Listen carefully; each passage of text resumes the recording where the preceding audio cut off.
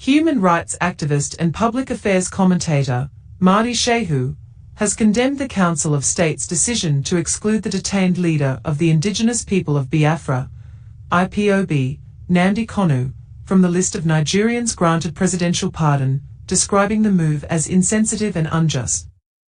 In a statement posted on his verified X, formerly Twitter, account on Thursday night, Shehu said the Council's action showed a deliberate disregard for equity, justice, and peace. He noted that the release of Kanu is entirely the IPOB leader's fundamental right, and not a favor, considering a series of court judgments and orders for his release. Today the National Council of State decided to grant clemency, amnesty, pardon etc. to various categories of Nigerians both dead and alive.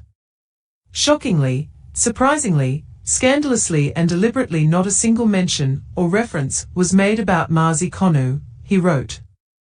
No single member of the council from the southeast made even a mute attempt to mention Kanu's case.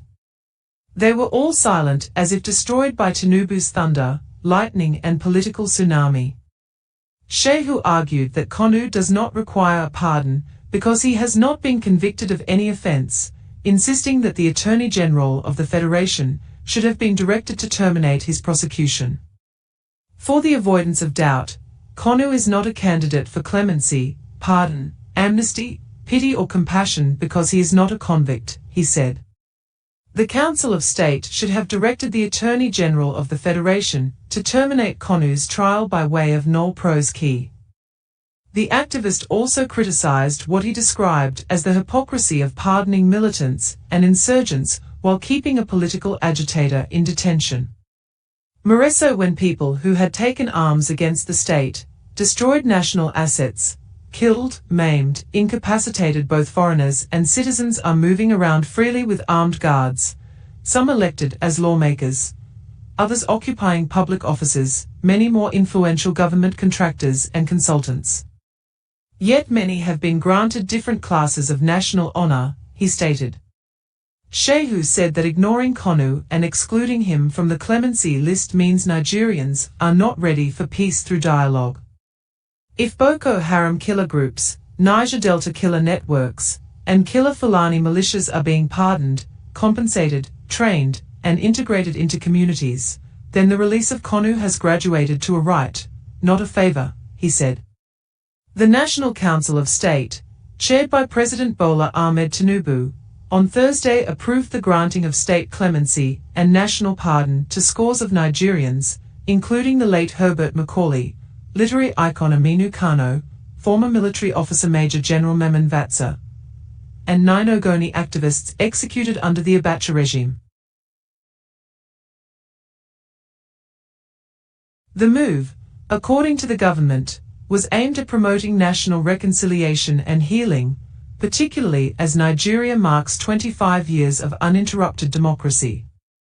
However, the absence of Nnamdi Kanu's name from the list has stirred outrage among civil rights groups and political observers, who see it as a missed opportunity for national unity and peace in the southeast.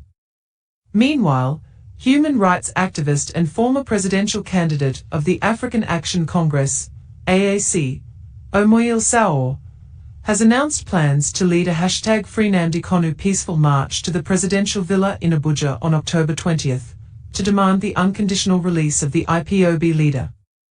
Sowore described Kanu's continued detention as a violation of both national and international law, urging top politicians, stakeholders, Nigerians in the southeast and across the country to join the march as a demonstration of solidarity with the cause of justice and peace. Kanu has been in the custody of the Department of State Services, DSS, since June 2021 after his controversial extradition from Kenya. Despite multiple court rulings ordering his release, the Nigerian government has continued to hold him, citing national security concerns.